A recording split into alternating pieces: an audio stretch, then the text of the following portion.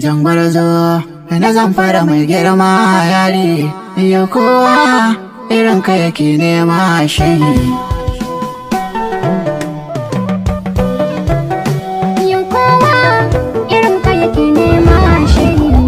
Wanda kiɗan manya ne rayuwa ya rushe ko gaji bai saba ba